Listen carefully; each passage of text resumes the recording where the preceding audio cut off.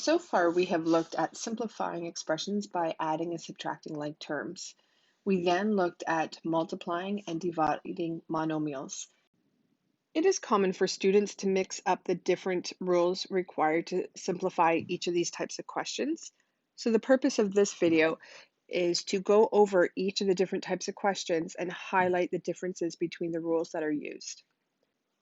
Looking at the first question, we are asked to simplify the two expressions. The first expression has four terms, and we are adding and subtracting the four terms together. So when we add and subtract, we have to do that by collecting like terms. So first we're going to identify the like terms. So I have negative 4x and negative 2x. And then I have the constants, positive 5 and negative 6. So I'm going to rewrite the expression by collecting like terms. So negative 4x, take away 2x, and then plus 5, take away 6. So I just grouped the terms together. And now I will use the rules for adding and subtracting integers to simplify. Negative 4 take away 2 is negative 6.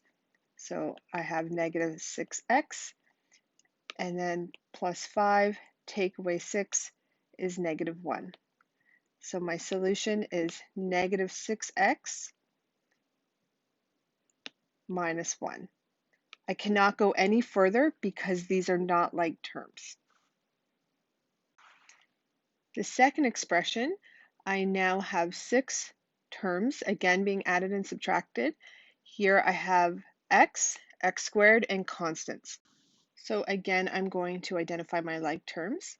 So negative 2x, positive 3x, negative x squared, positive 5x squared, and then positive 11 and negative 7.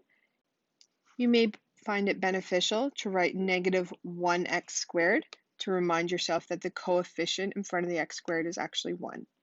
So now I will rewrite the terms to collect like terms.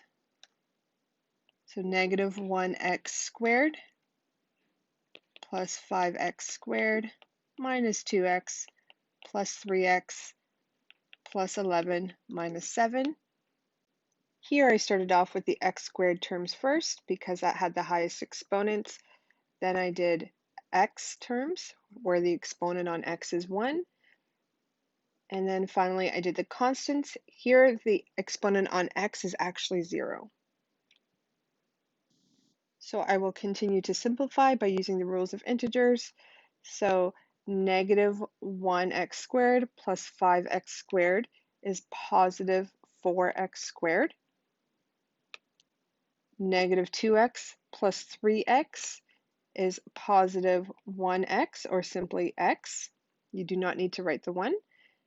And then finally, 11, positive 11 take away 7 is positive 4, so plus 4. Again, I cannot simplify any further as these are not like terms. I have two terms with x, but one has an exponent of 2 and one has an exponent of 1. As the exponents are not the same, I could not add these two terms together. In the second question, I have a monomial times a monomial. I am not adding these two terms as I was in the above question. So here, as I'm multiplying, I'm going to multiply the coefficients, and then when I multiply the variables, I follow the rules of exponents, so I have to add the exponents. Before I begin, I'm going to remind myself that the exponent on u is 1 and the exponent on v is 1. So now I'm going to multiply the coefficients. Negative 2 times negative 3 is positive 6. And then I have two variables. I have u and I have v. Looking at the exponent on u in the first monomial is 2, and the second monomial, the exponent is 1. So I'm going to add those two exponents, 2 plus 1. And then I only have this one v in the second monomial. Again, the exponent is 1. So now I'm going to simplify by adding the exponents on the u. So the exponent on u is 3, and the exponent on v is 1, and I do not need to write an exponent of 1. I just leave that empty. So when I multiply the monomials, these do not need to be like terms. One has u squared, the other monomial has uv, so these are not like terms, but I can multiply the coefficients and then use the rules of exponents to simplify the exponents on the two variables. And in the last question, I am dividing two monomials. Again, they are not like terms, and that is not necessary for when I'm multiplying or dividing, only when I'm adding terms together. So here I'm going to divide the coefficients and then use the rules of exponents to simplify the variables. So 10 divided by negative 5 is negative 2. And looking at the variables, I'm just going to write that the x and the y in the denominator have an exponent of 1.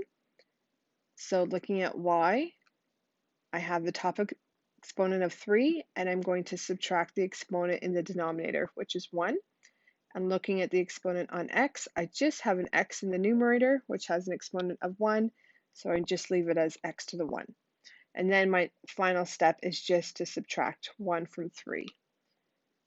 So I get negative 2 y squared x, and again, I'm not going to write the exponent of 1 on the x. So now let's just compare the two different types of questions. When you're adding and subtracting like terms, the exponents do not change. The question had x to the exponent 1. The answer also had x to the exponent 1. When you take away, you don't change the exponent. And when you add, you don't change the exponents. Same with part B. We had x and x squared. The x squareds simplified to get 4x squared, and then the x term simplified to get x. Again, when you're adding them, you don't add the exponents. The exponents stay the same. The exponents help you identify which terms are like terms, but we don't actually change those exponents. In question 2, when you multiply variables together or divide them together, the exponents do change. So in question 1, we're adding and subtracting. In question 2, we are multiplying.